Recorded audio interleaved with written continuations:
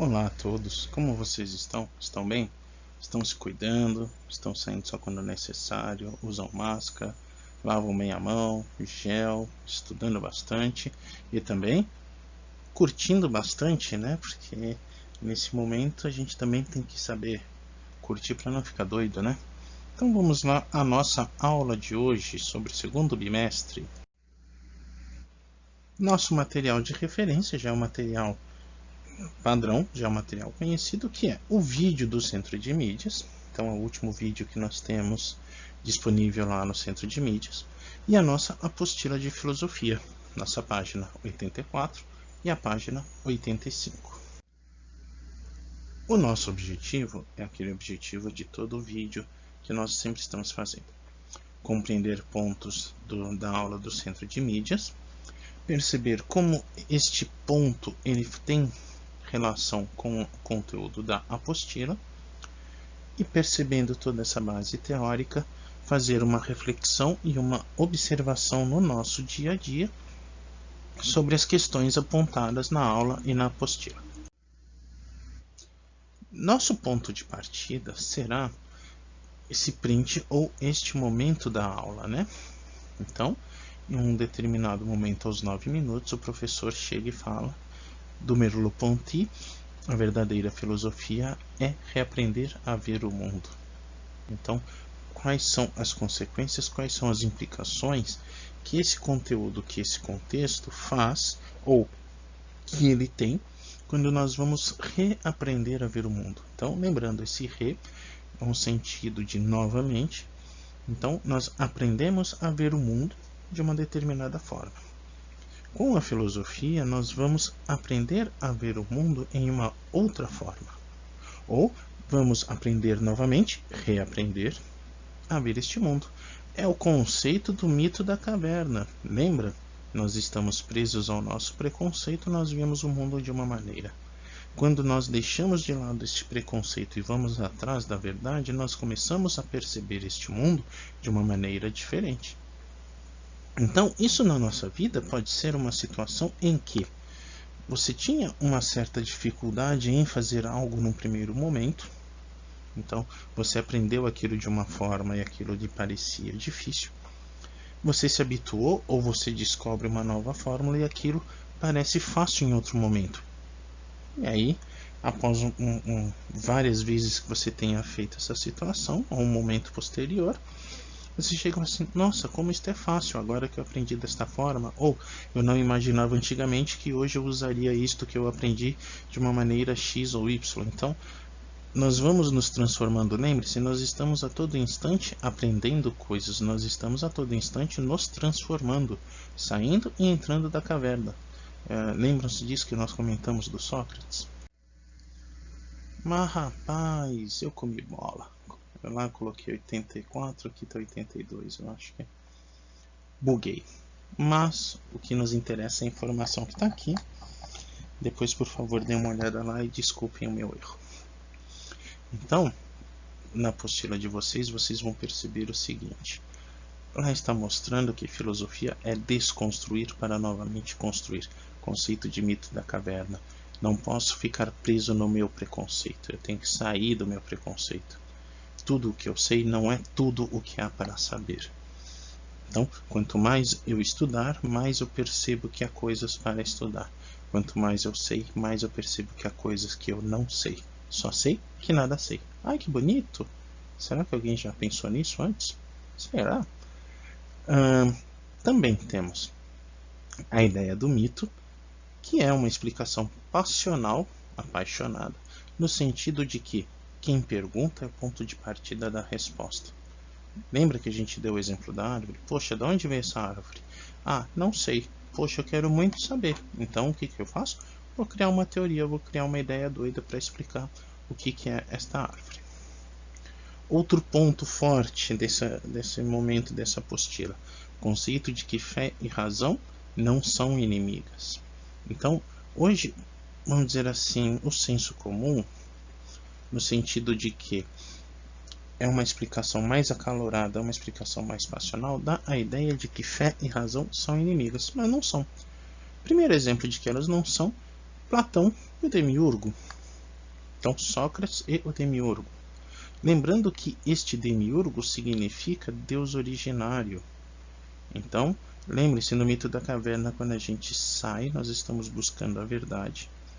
Lembre-se que nós falamos que esta verdade está em um mundo não físico, mundo das ideias, e que neste mundo das ideias há um princípio original para tudo. Conceito lá, nossa brincadeira lá do ovo e da galinha. Este primeiro movimento, esta primeira verdade que dá origem a tudo, o Platão vai chamar de Demiurgo, ou Demiurgos, como está escrito aí. Ah, filosofia é cultura, vamos aprender um pouquinho de grego. Olha que coisa linda. Em Aristóteles, o conceito de Demiurgo deixa de ser metafísico, lembrando, metafísica além da física, e vai se tornar um processo físico.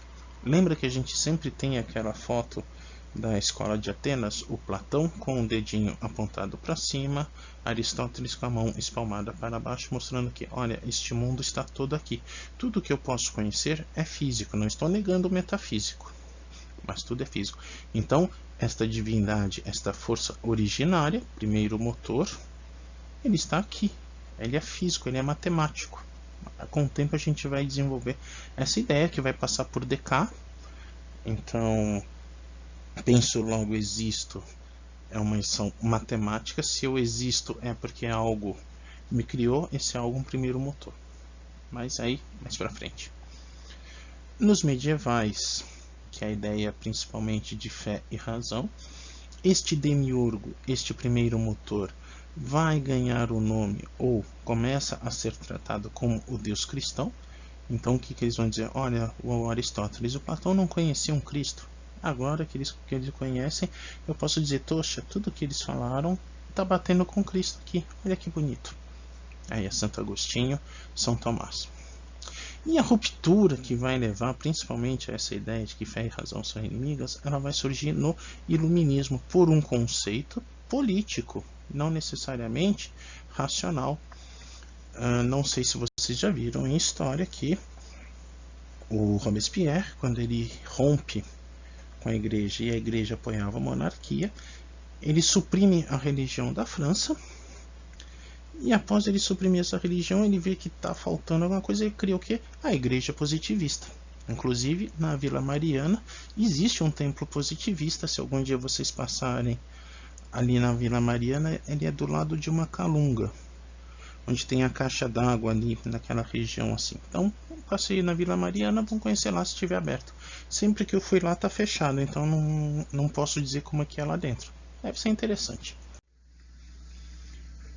O que vai nos interessar nessa relação de fé e razão é entender como que vai ser este caminhar fé e este caminhar razão. Primeiro ponto, ou o ponto mais relevante para entender isso tudo, é a criação das universidades. Então, esta imagem aqui é a Universidade de Bolonha, que é a primeira universidade do Ocidente. Aí é muito mais questão histórica que a gente não vai entrar para não se aprofundar demais, mas o professor de história tem muito mais competência para explicar isso do que eu. Então, primeira universidade, Bolonha, na Itália. O conteúdo que era transmitido, ele era em duas formas. O chamado trivium, percebam que ele é mais voltado para o humanismo, né? Então, gramática, retórica e teologia. E o quadrivium, voltado muito mais às ciências exatas, aritmética, geometria, música e astronomia. A formação principal nessas faculdades era o clero, os advogados e os médicos. Então, a formação era essencialmente: eu tenho que cuidar das almas, tenho que cuidar da justiça e tenho que cuidar do corpo. Então, eram as três grandes profissões. E até hoje nós temos alguns resquícios disso, né? Quando a gente pensa que é um certo status você ser advogado, engenheiro, médico, alguma profissão assim, muito mais pelo status do que pela alegria de você fazer o que gosta, de você trabalhar com o que gosta e ser feliz naquilo. Então, não raro, nós vemos exemplos ainda de pessoas que se tornam infelizes por seguir um caminho pelo status e não pela felicidade própria, mas aí é um outro departamento, né?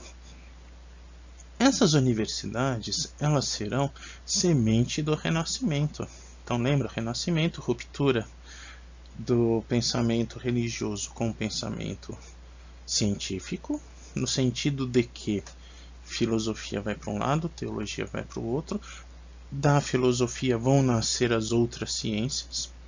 Então, poxa, eu vou pensar a filosofia política, vou pensar a filosofia econômica, vou pensar a filosofia dos astros, vou pensar a filosofia dos animais, a filosofia das plantas. Isso vai se tornar mais para frente as ciências como nós temos hoje. E o campo religioso também vai continuar com esse rigor, só que ele vai ser o campo da teologia. Então, consequência dessas universidades que eu vou ter, a principal delas é cada um vai cuidar do seu quadrado. Teologia, palavra de Deus. Vamos cuidar do estudo científico das Sagradas Escrituras. Vamos estudar cientificamente esses livros sagrados. Filosofia, vamos estudar este indivíduo, vamos estudar a natureza humana. Então, eles vão seguir caminhos paralelos, eles têm objetivos paralelos, mas esses objetivos em alguns momentos vão se encontrar. Por exemplo, São Tomás de Aquino tem um livro pequenininho deles, uma teológica, tem aproximadamente 4.000 páginas. Eu até passei para o professor Wesley esses dias porque ele queria dar uma comparada com Darwin, dar uma olhada com Darwin em alguns quesitos. Ele, para chegar à explicação de Deus, ele passa pelos seres sensíveis, pelos seres deste mundo. E ele tem uma raiz, ou seja, ele estudou a partir de Aristóteles. Então percebam, lembra que nós vimos que Aristóteles fala, olha, o ser humano é o auge disto tudo aqui, porque ele tem o corpo físico que as pedras e todos os seres possuem. Ele possui a alma. Plantas e animais possuem alma também. Alma no sentido de anima, animalis, movimento. E ele possui a razão, o espírito. E isso nenhum outro ser tem. Então nós temos animais que têm alma, tem o que nós vamos dizer um certo nível de consciência, entre aspas, mas eles não têm capacidade racional. Então o ser humano é o único que possui isso. E aí São Tomás vai fazendo a ideia de que, olha, poxa vida, o Aristóteles está certo nisso. Aí tem o outro degrau, que o Aristóteles vai falar, olha, a percepção deste universo aqui se dá a partir do primeiro motor. Então esse primeiro motor, ele tem características racionais, porque eu consigo pela matemática e por essa observação encontrar fórmulas, encontrar a ação deste primeiro motor neste mundo. São Tomás vai chegar e falar assim, olha, o que o Aristóteles falava ser primeiro motor é Deus. Poxa, que bonito. Ele não sabia, ele não conhecia Deus e já falou isso. Deus no sentido cristão. Lembra que a gente falava para o grego não conhecer o cristianismo, então o conceito de Deus dele é diferente. Aqui já há a noção cristã. O que acontece no Renascimento? E o nosso exemplo aqui, Maquiavel. Quem tiver tempo, leia Maquiavel, é bem legal. Então, o homem é explicando o homem. Eu corto essa ideia de Deus. Percebam como está andando em paralelo. Então, eu escrevo um livro para tratar de política. Como que este ser humano trata política. Como que esse ser humano faz política. O Hobbes, contratualismo posterior a Maquiavel, ele vai entender o seguinte, olha, realmente tem uma ideia de Deus nesse universo aqui, mas este Deus é aquela ideia de primeiro motor, mas ele criou, sossegou e eu só observo. Agora, aos homens cabe criar uma divindade chamada Leviatã. Este Leviatã é o nosso Estado, então nós podemos dizer que o Brasil é um Leviatã a partir do conceito de Hobbes. Este Leviatã vai cuidar do Estado. Então esta imagem aqui é a capa do livro do Hobbes, do Leviatã, e percebam que em um lado ele tem o báculo dos bispos, né? Vamos passar um amarelo aqui, não está ficando muito bom. Vamos passar um azul aqui, vamos ver. Eita, deu verde, que coisa linda!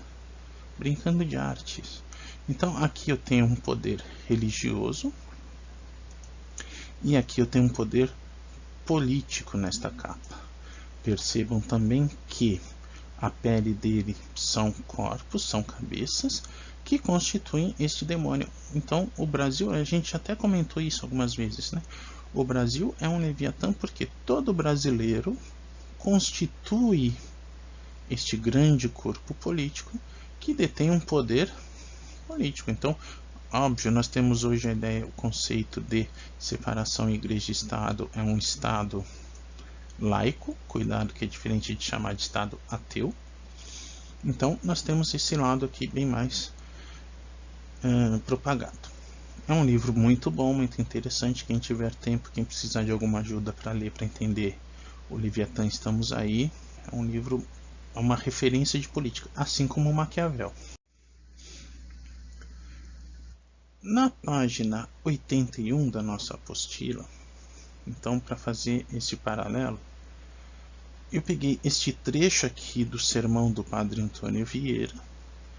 E percebam, e o próprio texto na apostila já convida vocês a fazer esse exercício, de perceber a figura de linguagem ou a estrutura que o Padre Antônio Vieira utiliza para transmitir o seu conteúdo. Então, aqui ele está falando, olha, a palavra de Deus é grande e importante, que vai aparecer neste sermão. Então, olha aqui como hoje nós temos pregadores. Então, Então, a linguagem dele é uma linguagem religiosa, é uma linguagem que passa pela moral, e ela tem um foco nessa ação religiosa e moral do indivíduo. Ou seja, a partir da minha ação religiosa, eu vou conduzir a minha ação moral. Então, todos aqueles que têm uma religião, que têm uma fé, o que acontece? A minha ação moral, ela tem como um dos pontos de partida a fé. Então, se eu sou cristão, eu vou partir de pontos morais cristãos para minha origem. Se eu sou budista, eu vou partir de pontos morais do budismo. Isto não impossibilita, isto não tem conflito com o Leviatã. Então, vamos imaginar que no budismo você tenha uma certa norma de que você deve ser bom com todos. Isso não entra em nenhum conflito com a ideia do Leviatã de que o Estado existe para causar o bem a todos ou a maioria das pessoas possível. Na página 83 da nossa apostila já tem o outro lado. Já é um texto do David Hume. E aqui o foco dele, então eu não vou nem ler porque vocês têm na apostila. O foco dele é a ação humana na conduta livre e racional.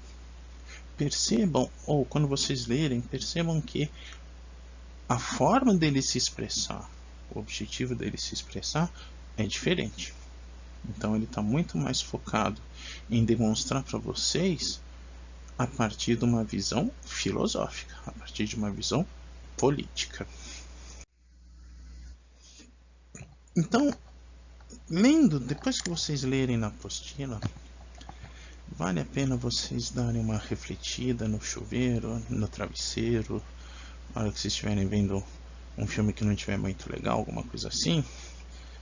Essas questões não são questões para você fazer no caderno, são muito mais sugestões para vocês se aprofundarem neste tema, chegarem a dúvidas, a conclusões, a várias infinitas possibilidades possíveis. Então, eu posso dizer que existe um conflito entre o saber religioso e o saber racional, então fé e razão são conflitantes mesmo? Então nessa minha vida de sociedade eu observo isso? Óbvio, nós vamos dar um spoiler aqui de que há pessoas que não sabem fazer essa interação social e que nem nós falamos no começo, se eu estou preso na caverna, apenas o meu ponto de vista ou apenas o que eu penso que sei ganha força. Então, como que fica o outro se eu estou preso na caverna de que tudo que eu sei é o que tem para saber? Eu vou escutá-lo? Eu vou, pelo menos, compreendê-lo? Outro ponto. É possível ser ético e moral sem ser religioso? Então, será que para ser bom, essencialmente eu preciso ser religioso? Posso pensar no sentido grego, posso pensar no sentido medieval, qualquer sentido que for. Será que há esta necessidade? Hoje, então nos nossos dias, o discurso político e religioso coexistem ou é um conflito? É muito semelhante à situação 1. Só que aqui nós estamos pensando nós como indivíduos, aqui 3 nós estamos olhando como sociedade. Tá? E conceitos de conspiração, então o homem foi para a Lua, a Terra é plana, existe Atlântida, todas essas coisas. Será que não é um problema de metafísica? Lembrem-se, quando a gente fala metafísica, além da física. Então, como que essa ciência, como que esse caminhar que nós fizemos de Bolonha até hoje, ela nos ajudaria a entender essas questões? Então, será que porque eu não tenho uma prova física, será que porque não é palpável, eu não posso crer? Então teve um maluco esses dias aí que ele inventou que o avião tinha lentes lá que distorciam tudo. Criou um foguete que levaria não sei quantos mil metros lá e ele veria que a Terra é plana e iria comprovar que a Terra é plana. O foguete deu chabu, paraquedas abriu antes da hora e ele virou um com a Terra, né? O foguete entrou de bico no chão. Então é uma coisa bem pesada, né? Enfim. Ou seja, será que a minha capacidade racional é tão limitada que eu preciso fazer essa prova empírica? Eu não posso, por exemplo, pegar um professor de matemática e a partir de formulações matemáticas pensar se essa Terra é redonda, se essa Terra é plana ou não? Ou observando a Lua, observando os astros. Então, será que eu não tenho outras situações que eu posso usar muito melhor a minha razão? Não vão me permitir saber isto?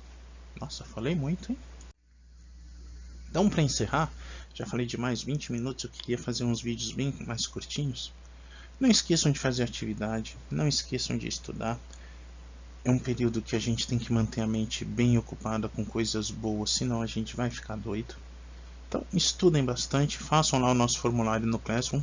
Se vocês encontrarem alguém que não está tendo acesso, está com algum problema, avisa ele para entrar em contato com a escola, entrar em contato com a gente para a gente ver o que pode ser feito. Estudem bastante, sigam bem, cuidem-se, não esqueçam também de se divertir. E qualquer dúvida, angústia, perturbação na força ou no cosmo, entre em contato pelo nosso e-mail. De segunda a sexta, das 10h30 ao meio-dia, é o horário que eu estou lá dedicado fazendo as coisas com o e-mail aberto, então consigo responder quase que instantaneamente. Eu estou vendo um jeito da gente ter uma salinha no Classroom para ter uma hora para poder conversar. Quem quiser conversar, bater um papo, falar sobre essas teorias todas, desenvolver o que andou pensando no travesseiro. Então a gente vai, se tudo der certo, na próxima aula a gente já vai ter isso mais esquematizado. Mas até lá, vamos usar o que nós temos. Então, uma ótima semana a todos, ótimos estudos, ótima diversão, mantenha a mente ocupada com coisas sadias e até a próxima.